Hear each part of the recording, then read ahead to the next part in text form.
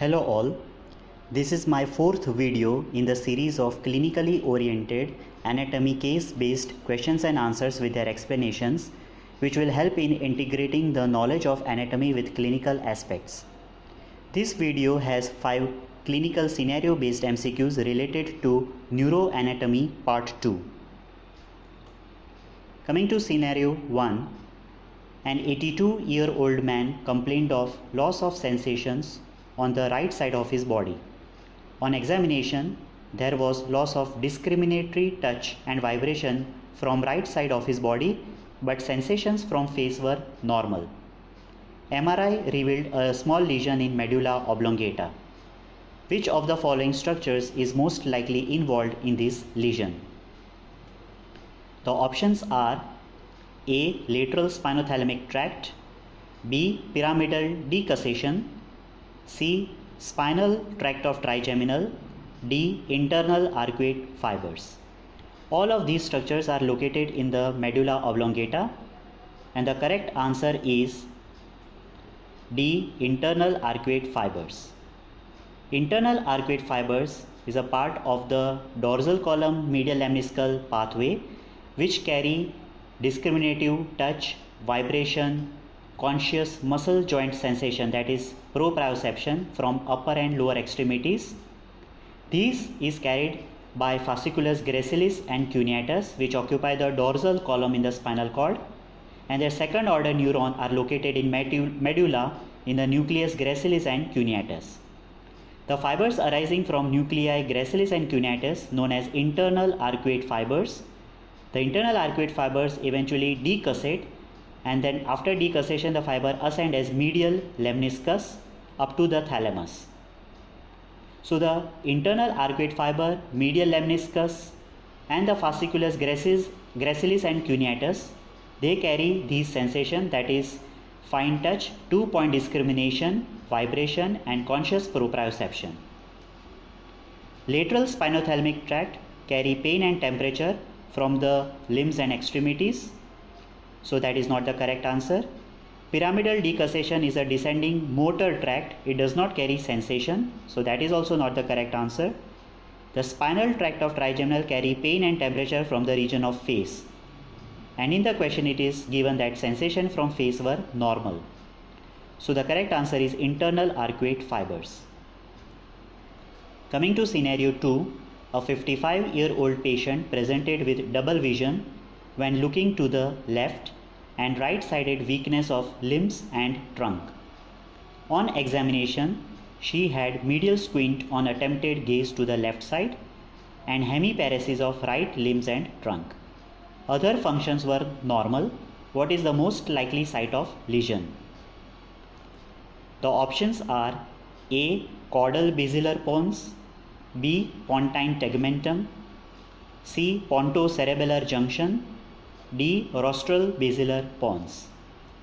The correct answer is A. Caudal basilar pons. So this is the classical Raymond syndrome, also known as alternating or crossed abducent hemiplegia, in which there is unilateral lesion in the ventral or basilar and medial part of the pons at more caudal level, affecting mainly ipsilateral abducent nerve fibers and descending corticospinal fibers, mostly sparing facial nerve fibers.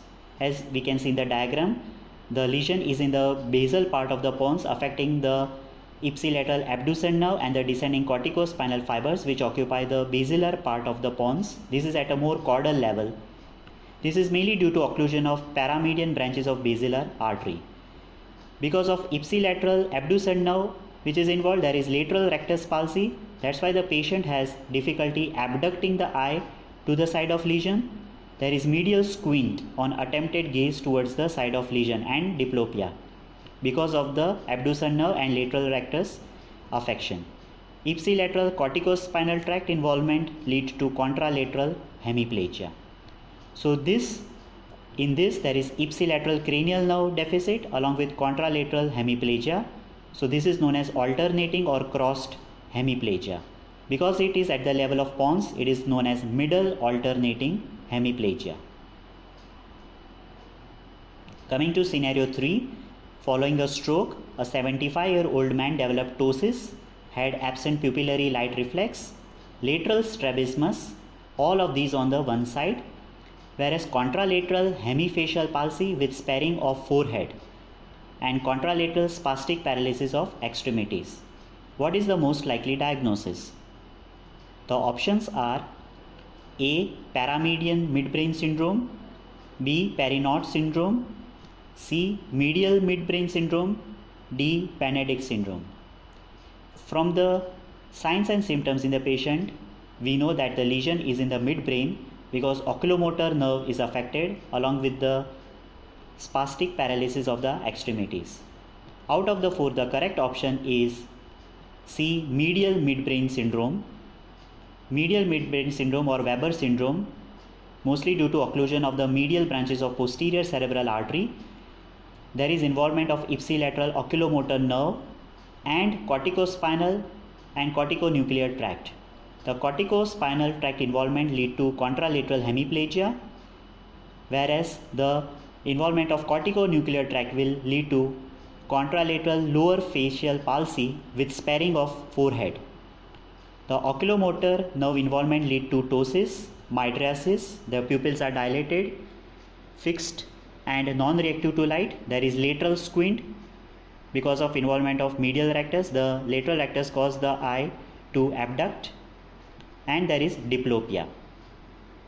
So again, this may be classified as the superior alternating hemiplegia, in which there is involvement of ipsilateral oculomotor nerve and the corticospinal tract. Now let's understand why there is contralateral lower facial palsy. Now if we see from this, the facial motor nucleus, which is divided into upper and lower parts, the upper part of the nucleus, which innervate upper part of the face, it receives corticonuclear fiber from both the cerebral cortex. So it has a bilateral control. Whereas lower part of nucleus, which supplies lower part of the face, it receives fibers only from the contralateral, that is opposite cerebral cortex, via the corticonuclear tract. So even if there is lesion on one side, corticonuclear tract, that is supranuclear palsy or upper motor neuron type of facial palsy, the upper part of the face is spared. There is only involvement of the contralateral lower part of the face. So that's why in this patient there is contralateral facial palsy because of the involvement of the corticonuclear tract.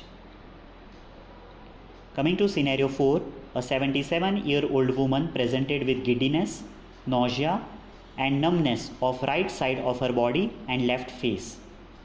She also had hoarseness of voice and difficulty in swallowing. MRI revealed a lesion in the brainstem due to blockage of an artery. Which of the following arteries might have been blocked in this case? The options are A. Anterior inferior cerebellar artery, B. Superior cerebellar artery, C. Anterior spinal artery, D. Posterior inferior cerebellar artery. The correct answer is D. Posterior inferior cerebellar artery. So this artery supplies the lateral part of the medulla. So if this artery is blocked, give rise to a syndrome, that is lateral medullary or Wallenberg syndrome or posterior inferior cerebellar artery syndrome, which mainly affects all the structures situated in this part of medulla. In this patient, the structures affected are vestibular nuclei, inferior cerebellar peduncle, spinal tract and nucleus of trigeminal, lateral spinothalamic tract, and the nucleus ambiguous.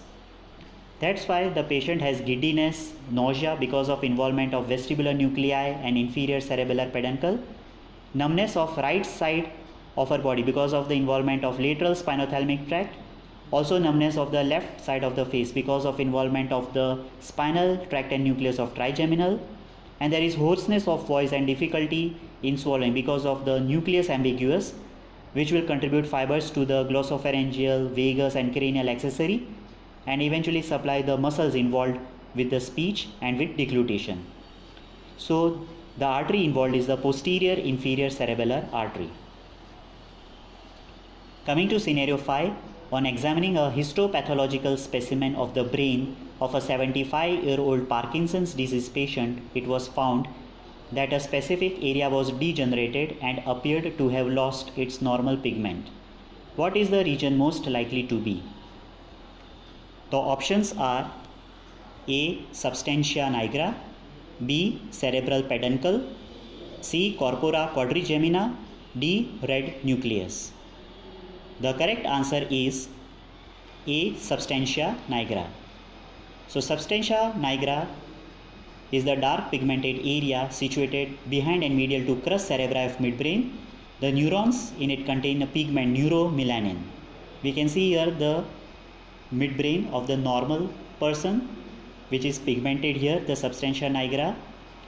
There are two zones, the dorsal compact zone, which contain dopaminergic and cholinergic neuron, and there is a ventral reticular zone. The nigrostriatal fibers are dopaminergic fibers whose main connection are with the corpus striatum, that is caudate nucleus and putamen. In Parkinson's disease, there is degeneration of this area and there is reduced dopamine, leading to various signs and symptoms of Parkinson's disease. So the correct answer is substantia nigra. So thank you, and keep sharing, like and subscribe my channel if you gain from my video, and look forward to more such case-based scenarios involving clinical anatomy of all the regions of the body. Thank you.